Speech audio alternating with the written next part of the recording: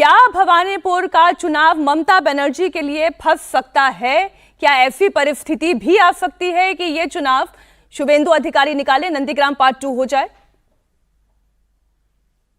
देखिए, निश्चित रूप से इसमें कोई दो राय नहीं कि भवानीपुर ममता बनर्जी के लिए बहुत आसान चुनाव होने नहीं जा रहा है। देखिए, अगर जिस तरीके से पिछले चुनाव में ममता बनर्जी नंदीग्राम पर गई और वहां चुनाव हारी थी, और इस बार ममता बनर्जी ने नंदीग्राम नहीं चुना और भवानीपुर से चुनाव लड़ रही है, और जिस तरीके से वहां पर शुभेंदु ने नंदीग्राम से भी चुनाव लड़ा और भवानीपुर भी चुनौती देने ममता के लिए आए, जिस तरीके से ममता बनर्जी का पूरे भवानीपुर में प्रचार के दिन समय नजर आया, जिस तरीके से अभिषेक बनर्जी वहां पर जब अपने कार्यकर्ताओं से बात करते हैं तो वो कार्यकर्ताओं से कहते हैं कि भाई किसी भी स्थिति में ममता दीदी को अच्छे वोट से जिताना है। तो उनका ये डर बता रहा था, और मुझे लग रहा है कि जिस तरीके से वहां पर अमित शाह जी ने संगठन देखा है, हिंदुत्व की वहां लगातार बात हो रही है, शुभेंदु अधिकारी कह रहे हैं कि हिंदू वोटर हमें मिलेगा। अब उसको उन वोटर्स को आप बंगाली हिंदू या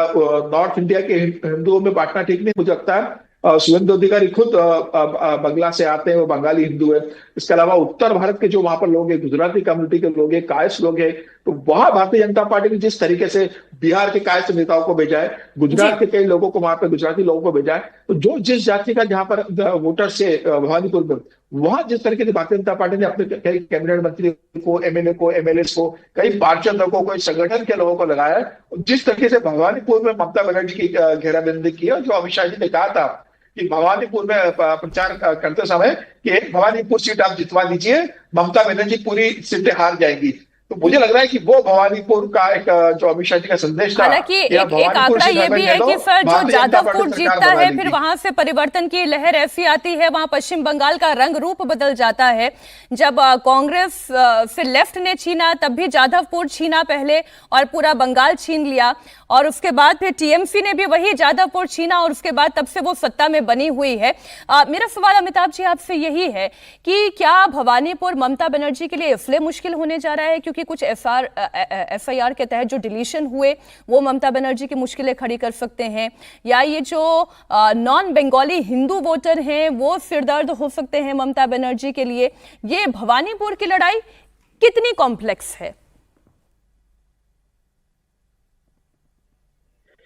जी, भवानीपुर की लड़ाई इस बार कॉम्प्लेक्स जरूर है, क्योंकि पिछली बार 47,000 का मार्जिन था ममता बनर्जी का 2021 के चुनाव में,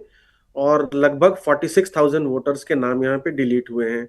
लोकसभा 2024 के हिसाब से लगभग 8,000 की लीड है, जिसके बनिस्बत 46,000 वोटर्स के नाम डिलीट हुए हैं। तो ये कॉन्टेस्ट जरूर उनके लिए टफ हो सकता है इस बार, क्योंकि पार्टी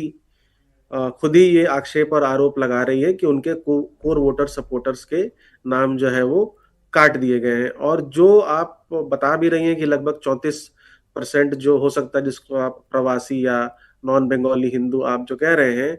हो सकता है कि पहले